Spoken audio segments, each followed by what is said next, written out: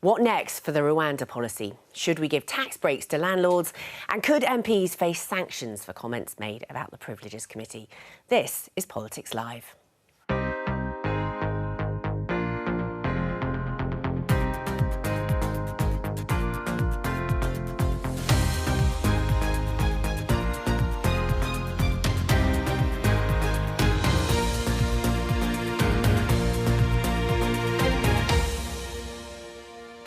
Joining me today, the Conservative MP Kieran Mullen, Labour peer Baroness Anderson, the founder of Conservative Home Tim Montgomery, and Politico's Rosa Prince.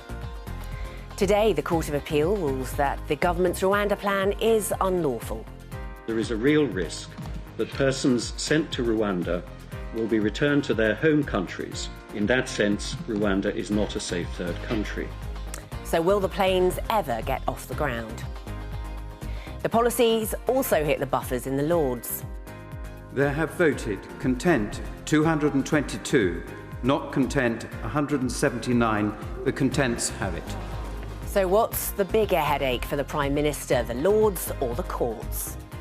Are you one of those who would describe it as a kangaroo court? I think you're being very rude to marsupials. I think it makes kangaroo courts look respectable. Should MPs who made comments like that be sanctioned by Parliament?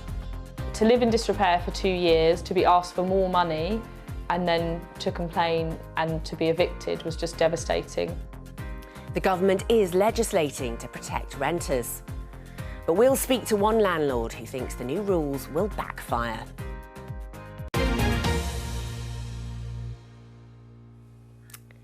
And we start today with that news from the Court of Appeal breaking this morning. The court has ruled that the UK-Rwanda asylum plan is unlawful. The court's decision found that Rwanda could not be deemed a safe third country, as there was a risk that asylum seekers could be sent back to their home countries, and that changes for the policy had to be put forward. So I suppose the question is, Kieran, is this policy ever going to take off? Will it ever work? Well, I think the first thing to say is clearly this is a priority for the government because it's a priority of my constituents and people across the country. But is it going to actually happen? And so I think we have to recognise, first of all, that this is a finely balanced issue. And actually, of the three judges that gave this ruling today, the most senior agreed that it was lawful. And so I would expect the government will appeal quite rightly. And I think it really came down to whether the government was reasonable to think that Rwanda, under this agreement, could safely accommodate asylum seekers. And I think it can, and there's lots of evidence that it can. And in fact, the UNHCR, who's one of the parties saying they can't, are happy for them to resettle refugees there in other circumstances. So I'm curious as to why they have a split opinion. The government, I think, is determined to deliver this policy because it's so important. There are lots of things that we are doing when it comes to agreements with France, agreements with Albania, prosecuting the criminal gangs, but ultimately I think a deterrent, which is what Labour aren't offering, a deterrent for people to say, you know, you can't come here, you can't decide how you get here, is so important that we've got to pursue it. There is, of course, the prospect of the appeal, which you mentioned, but are we going to actually see planes take off? Will it happen this year? I hope that we do. It's important that we deliver on that programme because otherwise what you have is a system where not only do criminal gangs profit from the misery of people making that channel crossing, but what we're leaving behind are the people who can't make that channel crossing physically, they're not up to it, or they can't afford to pay the people smugglers. At the moment, we're letting the people smugglers determine our immigration policy when it comes to asylum. It shouldn't be that way, and I think the key way to stop that is to say if you come through an illegal route, you don't get to stay. OK, That's a noble aim.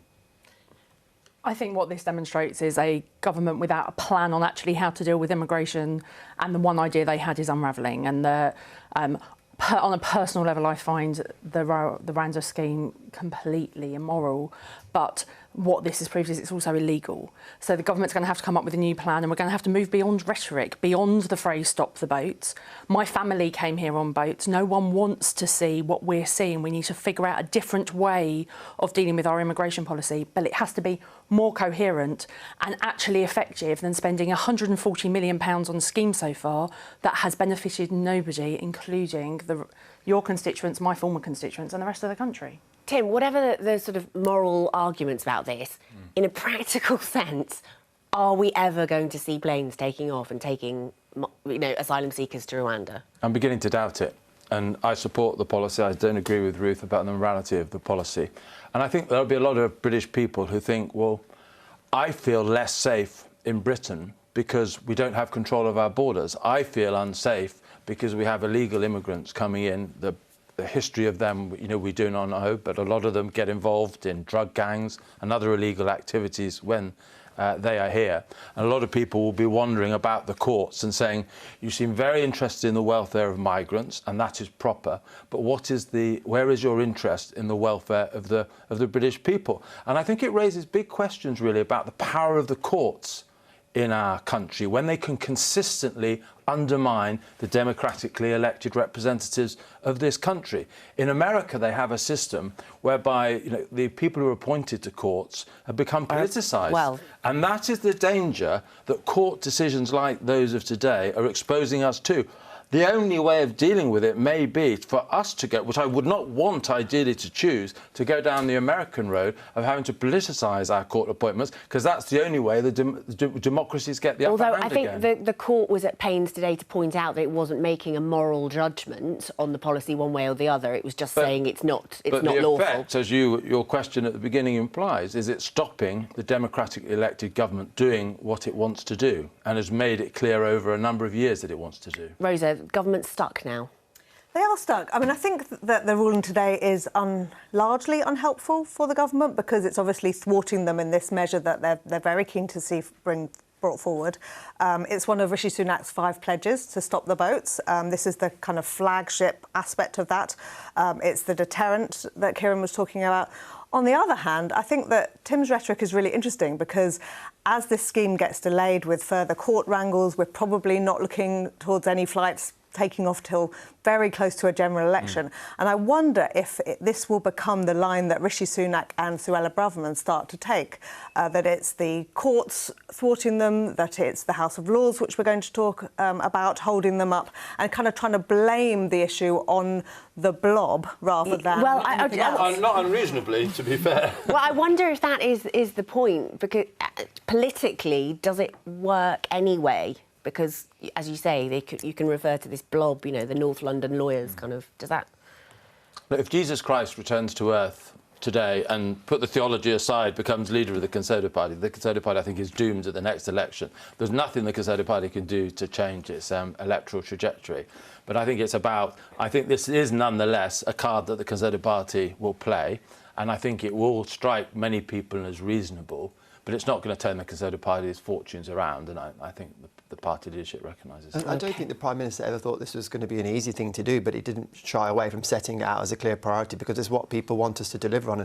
And when it comes to the election, it will be a clear choice. A party, whether we've struggled to get it over the line, but at least we're determined to deliver this policy in spite of the kind of rhetoric we've heard about it being immoral, when actually the vast majority of people think it's a perfectly reasonable thing to do, or a Labour Party that just dances around the issue and won't say one way or the other. Actually, should people be able to decide for themselves whether we give them asylum, because that's what's happening at the minute. We should decide who we give asylum to, not the people. OK, let's stick with the theme of migration there. Can we just see now the front of the Daily Express? Don't you dare block boats bill.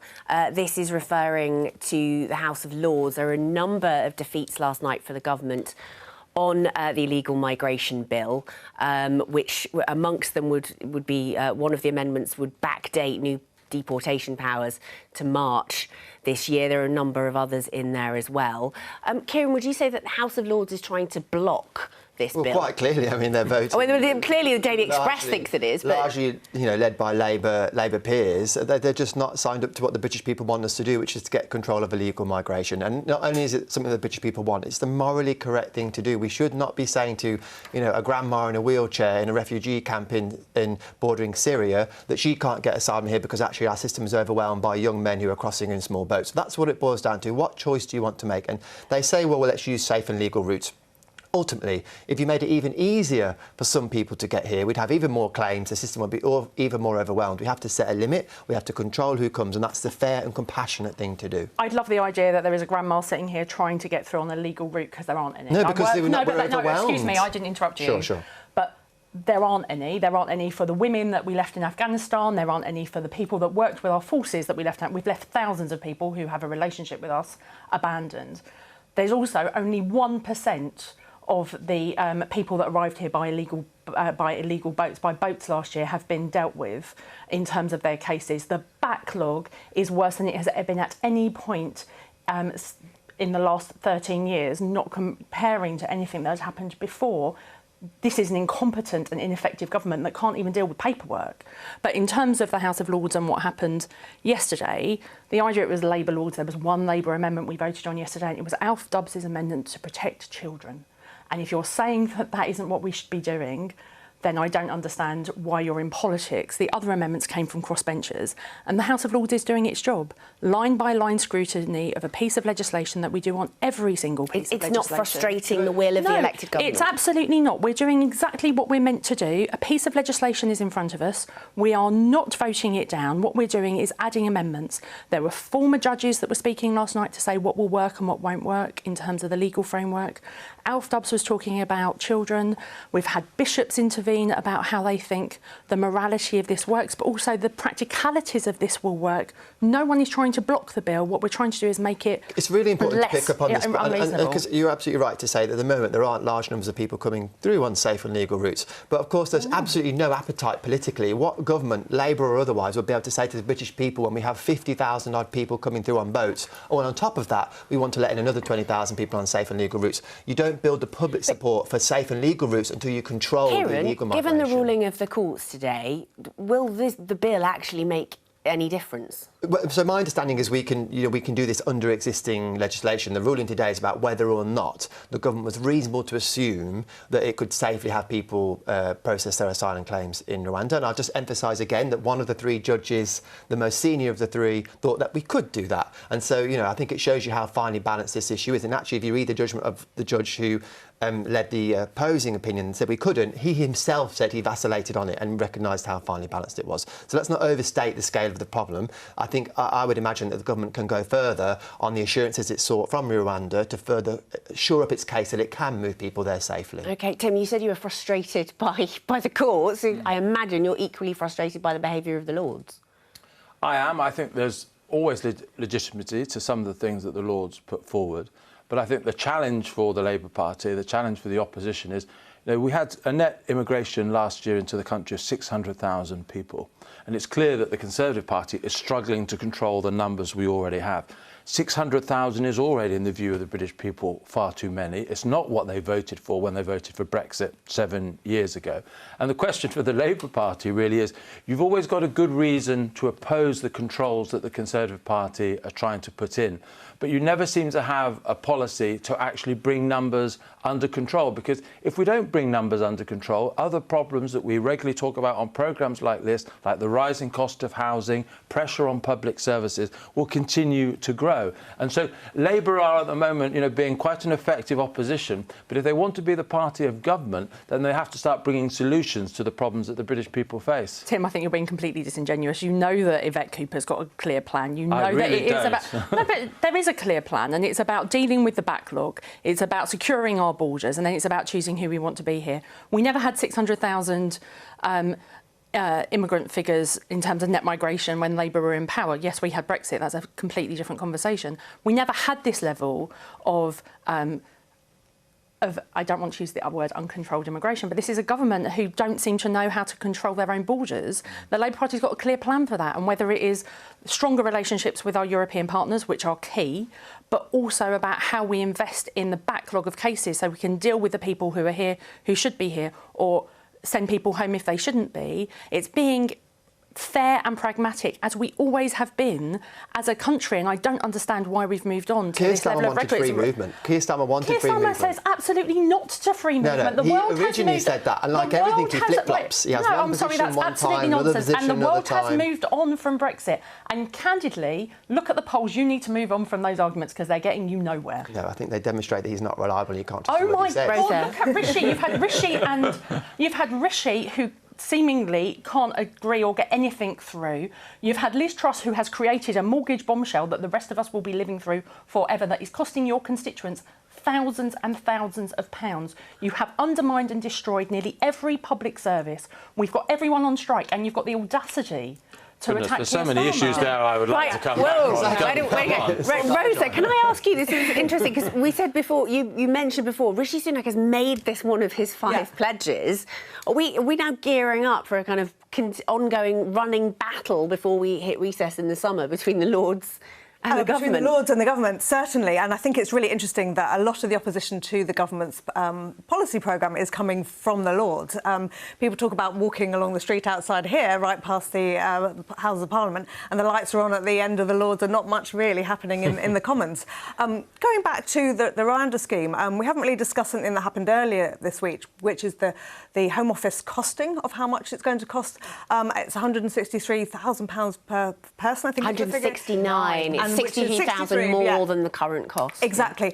I think that I'm not a pollster, but my sort of instinct would be that the public does feel quite strongly about illegal immigration and is unhappy about it, but is less certain about the Rwanda scheme, particularly now that they know quite how much it costs and whether that is a cost-effective way of dealing with it. So I think that will become something. Let's be clear, though, about talking about the cost. The cost already of putting these illegal immigrants up in hotels and accommodation, which British people can't afford to stay in, is already enormous. The cost of the Rwanda policy is very controversial because, yes, deporting individual people is very expensive, but if it works as a deterrent, then the cost factors of the Home Office report acknowledged. Yeah, the Home Office report said that you'd need to hit a deterrent point of around 40%. Yeah. It's unclear as to how, But the cost starts coming down if the deterrent effect and the cost really of is doing quite nothing strong. is much, much higher than that. Something like £13 million a year if we don't deal with it. It's going to take 2 people to be deterred for every person that we send to Rwanda for it to be cost effective, and I'd be ambitious that we can do that.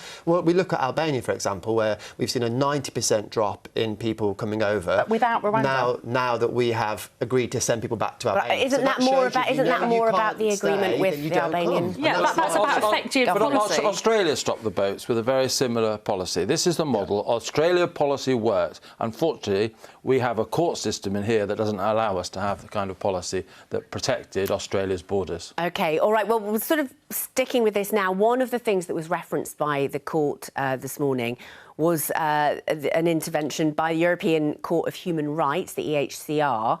Let's have a look at the front of the Times.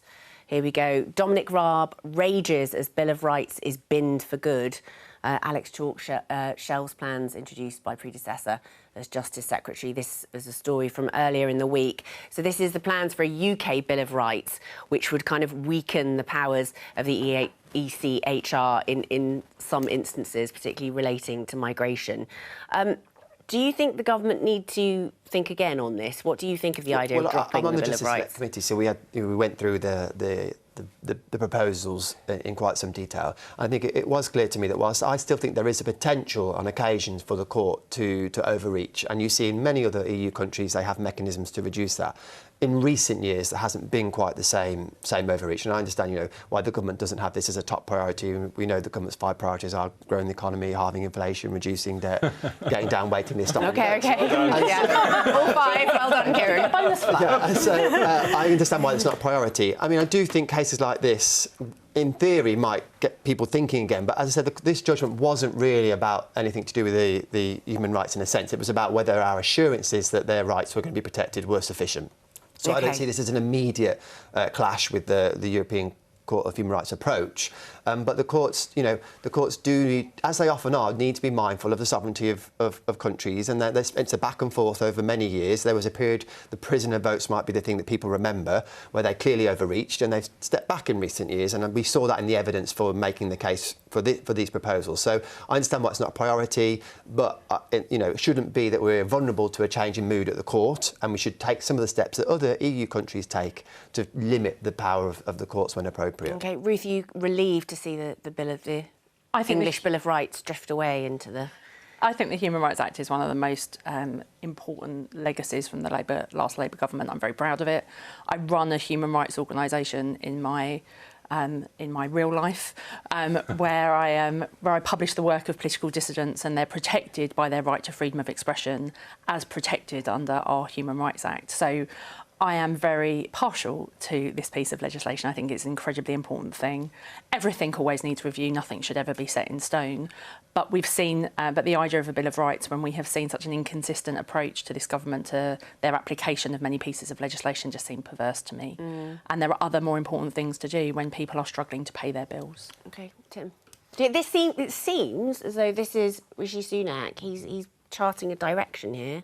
Is he? Well, I'm asking you. I'm asking you. It would appear. It feels slightly academic to me, really, because we've run out of time in this Parliament. What Rosa said a little while ago about the lights in the House of Commons always being off and the lights on the House of Lords always being on. The great tragedy for me as a Conservative supporter is, we're now, 3-4 years into the Parliament. There's not much time to really pass substantive legislation. The waste of this parliamentary session. We won a majority of 80, and we have done so little with it. And this is the sort of reform, if you're going to do it, you get on with it straight away. And I don't accept that the pandemic was an excuse. Beveridge wrote his report for the reform of the welfare state during World War II. You can walk and chew gum at the same time. It's the failure, really, of the Conservatives to prioritise big reforms early in the Parliament, and it's academic to be talk about, dumping them at this stage because we've run out of time. Well, so it's a time issue, but the Bill of Rights, in your view, would have made it easier for the government to effectively. Yeah, I would have supported it, if it had been done properly, and I'd hope we would have been able to deal with some of your concerns about whether it was diluting the Human Rights Act in certain ways. But the vote for Brexit 7 years ago was a vote really for our democratic institutions to have more supremacy. People wanted to have a connection between their vote and delivery of policy. And total Brexit, to use the expression of David Frost, would have involved not just leaving the European Union, but reforming our, the various forms of legal. You mentioned that. I mean, Lord Frost said that in a speech this week. This idea of total Brexit. Yeah. But he would like to have a He gave Lord Frost's speech earlier this week said that we should have a referendum on leaving the ECHR. Does anyone have appetite for that? No. I think if we're looking ahead, I think this might be some of the battlegrounds that start to come up after the election. If there's a Conservative minority, if they lose the election and go into opposition, it's going to be interesting to see who's still around and who's fighting those battles. And people like Suella Braverman, like David Frost, who's in the Lords, I think they might begin to make the case that we should be leaving Strasbourg, going it alone, having a British Bill of Rights. So it's kind of parked for now. I think it's interesting that Rishi Sunak seems to be, as you described it, kind of walking quite a narrow line. He does want to remain within international law. He's a bit uncomfortable with the idea that we would totally depart from Europe and the court. But I think he gets close. I think he kind of wants to push the boundaries, but not quite go over the line. OK. What do you think make of that idea of a referendum on the European? I think government by referenda is completely contrary to our democratic life. We elect politicians to represent us, and we've had enough referenda over the last 10 years. Thanks.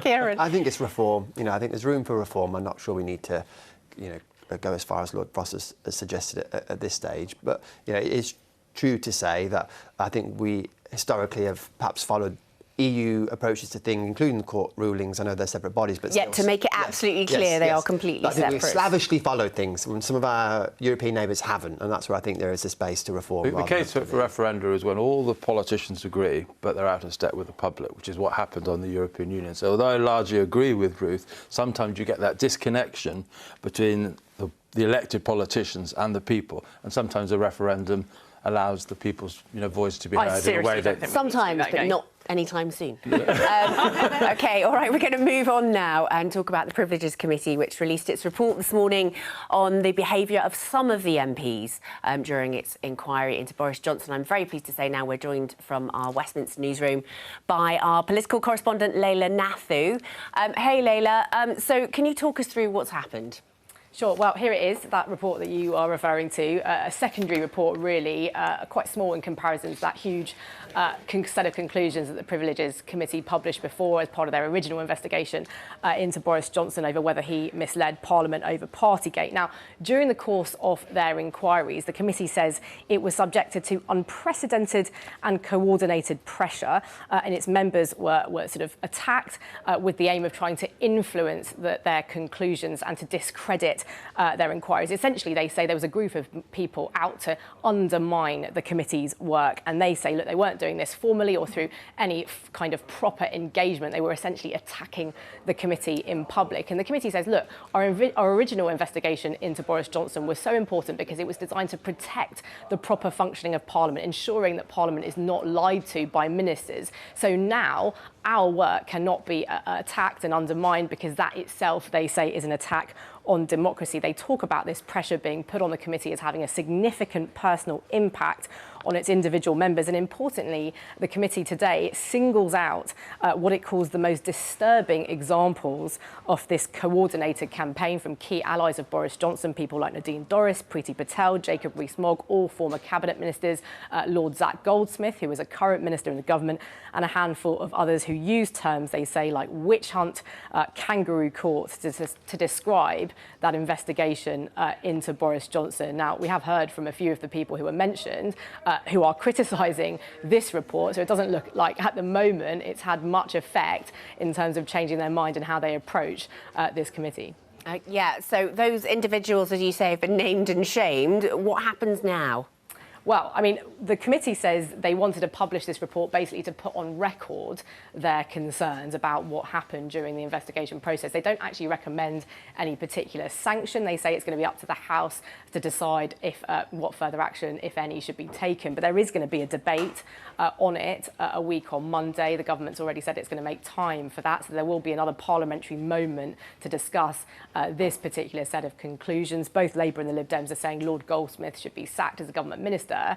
Really, this is just continuing fallout from that original investigation into Boris Johnson. OK, thank you very much, Layla. That's great. Thanks for explaining that to us. Now, as Layla mentioned, there are a number of tweets in the annex of this report, which is really where a lot of the interesting reading is. We can have a look at some of them now from sort of staunch allies of Boris Johnson.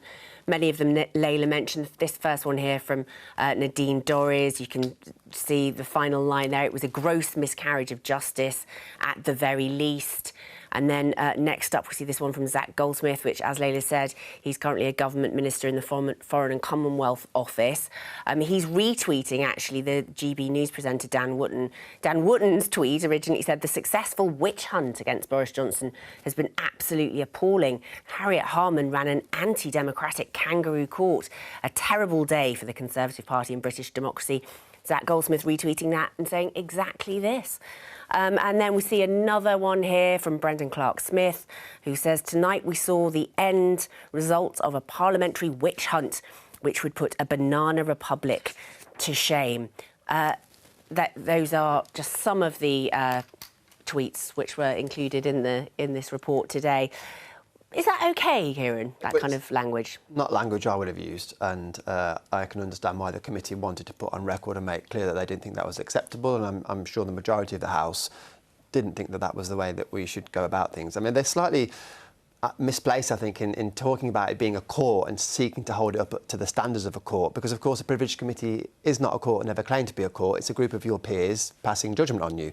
And those same people, some of them who are unhappy with how that would have worked, would be even more unhappy if there were to be another process involving not MPs passing judgment on us. So I think they're slightly misguided in their criticisms. Having said that, I think beyond putting it on record, which the committee has done, I wouldn't seek to say that people should be punished for expressing an opinion, because actually, you know, it's free speech and they're entitled to say if they think it wasn't done properly. You didn't vote in the on the original report about Boris Johnson's behaviour. Why was that? And did you agree with the report? I was one of the first people to say that Boris should resign because I didn't think his behaviour was acceptable. I do, in principle, support the Privileges Committee report. I was actually in Cornwall on a visit to a deep geothermal plant. It's something that I work on at a national level, not because I didn't want to support, and I've said publicly I do support them. It's a good excuse to say you're at the bottom of a mine. No, almost. At the top of a hot pipe. Of a hot pipe, OK. But I think, I mean, one of the reasons I decided to do the visit was actually because I think the public are frustrated with this sort of thing, you know, meaning that we're not getting on with the business of being MPs. And so that was part of me saying, look, actually, I've been asked to do something that's important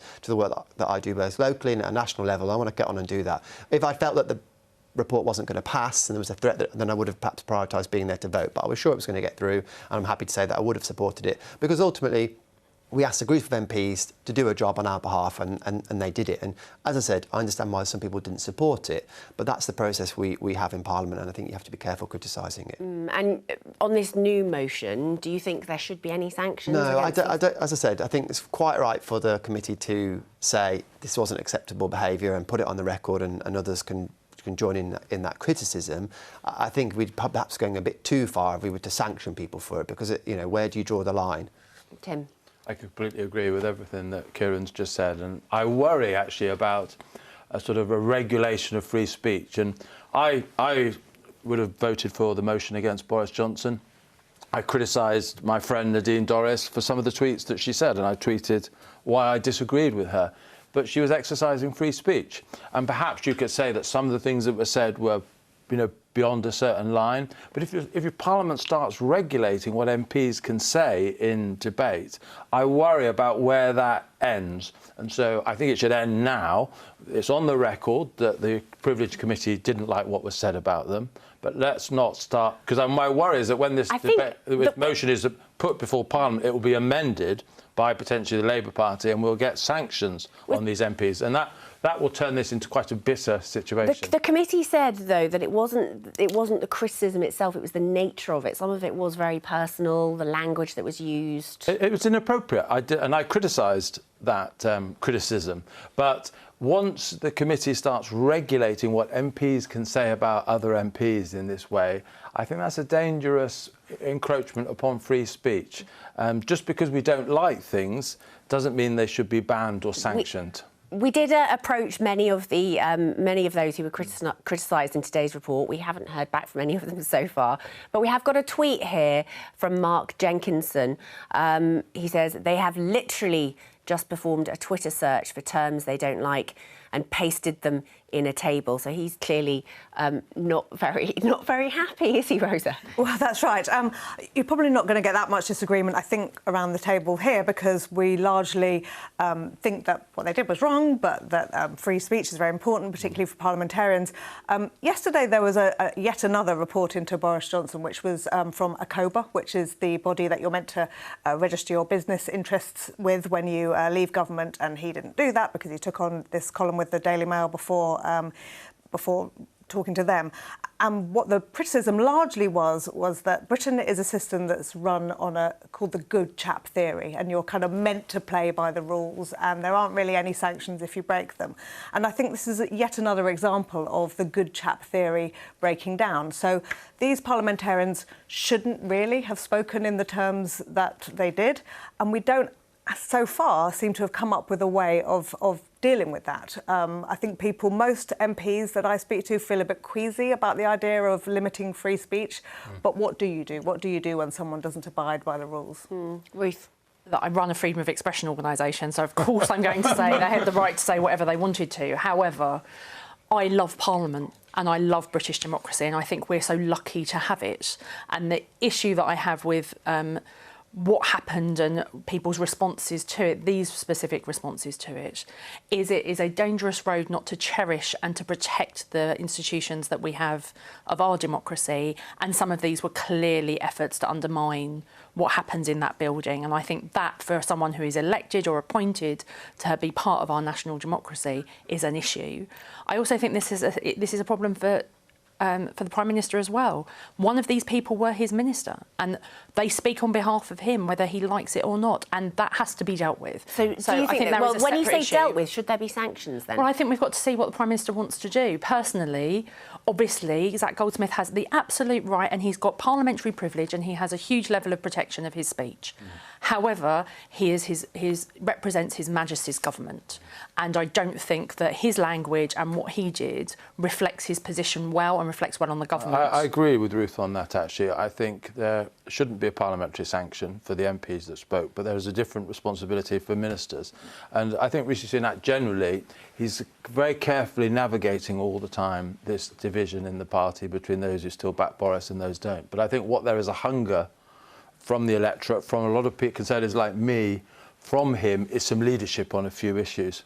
And actually sanctioning someone like Zac Goldsmith, who I have a lot of admiration for in other respects, but he shouldn't have sent that tweet. And I think that sets a standard about the kind of government ministerial conduct he expects. Right, OK, well, watch this space. We'll see how that debate in the House of Commons goes next week. We're going to turn the corner now and talk a little bit about housing.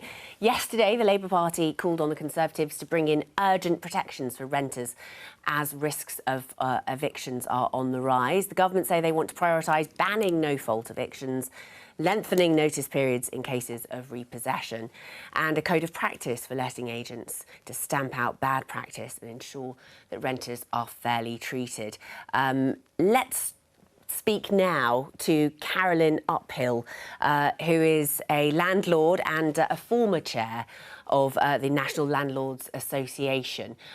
Lots of stuff going on at the moment to help renters. The government is actually, says it's taking action on this, although it does appear to be delayed.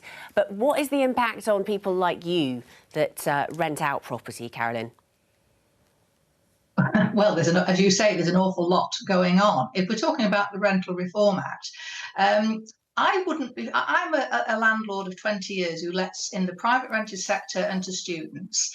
And for my private rented sector properties, I wouldn't be too worried about the new legislation if we had a working court system which acted in a timely manner when there was an actual problem, such as the landlord not receiving any rent. But at the moment, landlords can be waiting anything from 6 to 12 months for that court action while they're receiving no income whatsoever. So we're starting with a broken system, and the government has to fix that to give landlords confidence. Otherwise, they'll be completely risk averse to the tenants they will let in. On the other side of what I do, which is let to students, the rental reform proposals, as they stand at the moment, will be absolutely devastating. Because when you let to students, you let on an academic year basis. So you let on a fixed term tenancy in the knowledge that the students moving in for that 12 months will either be moving on or graduating at the end of it. And then you can plan ahead to let to the next cohort of students. So the next cohort, the first years in halls, can know they have somewhere to live. And the whole thing will break down with open-ended tenancies. The tenants will only have to give 2 months' notice, which should actually fall in the May when they're in the middle of exams. The tenants who are looking for accommodation would then have to be running around looking for accommodation in June. And there's already a shortage of accommodation in the student sector. Some universities were not able to accommodate them last year. But the biggest concern is that tenants could then either choose to leave just after 2 or 3 months or choose to stay on for an extra 2 or 3 months, which is great for the sitting tenants, but means that the landlord then ends up with an empty property at a point when it isn't the letting window to fit with the academic year. And Carolyn, so what does the landlord... Sorry, there are a number of ways in which this potential legislation would be difficult for you. In a practical sense now, you and others, we know mortgage rates are going up. Does that mean that some private landlords are just looking to get out of the business because it's just becoming too difficult? Absolutely. It's been death by 1,000 cuts with constant changes to regulation, changes to taxation. And I recently let a property in the private rented sector. And one of the questions I always ask is why are you moving? And so many of those looking for my property were saying it's because my landlord is selling up. I've never experienced that before. I have friends in the business who are selling up. And I'm selling up. I've sold one of my student properties and I'm in the process of selling a second one because I don't see how that business will be viable. If I could just finish on that, what will happen is the landlord will end up with empty property outside the academic window. And unless he leaves it empty for months and months, which no landlord can afford to do, he'll take it out of the university system. He'll sell it, he'll let it to different tenants. And the universities will not then have anywhere to accommodate their students. Stick with us, Carolyn. We'll try and come back to you. Kieran, are you worried about the impact of these new regulations? We're going to end up with private landlords just kind of coming out of the business and then even bigger shortage of private rental property. Well, private landlords make up something like 4 million households in the UK. They're an important part of how people have a home in this country. But there is always a balance, of course, between the rights of landlords who can lawfully own a property and choose to rent it out, and actually that we recognise as a society, if you're renting out a house, it's not like selling anything and other things. It's a particular good, someone's home, and that there should be additional protections for you if you live in someone's home. And so I think what we're doing is bringing forward legislation that should hopefully help both, because I hear from landlords that think that the process for evicting tenants that are perhaps antisocial, for example, is too difficult, and so we're making that easier. But we're also bringing in the no-fault eviction ban, so that actually those tenants who are good tenants and who pay their rent, who perhaps want to complain about the services they get from the landlord, of which I also hear from my constituents, aren't at risk of being chucked out because they've raised a concern. And I recognise the point about the courts, and ever since the pandemic, you have to remember for a good period of time our courts were shut down. Inevitably, that we got them actually back into action faster than any other country, but there's still a backlog. So we've got extra sitting days, extra judges. We're doing what we can to address that, but we can't magic away that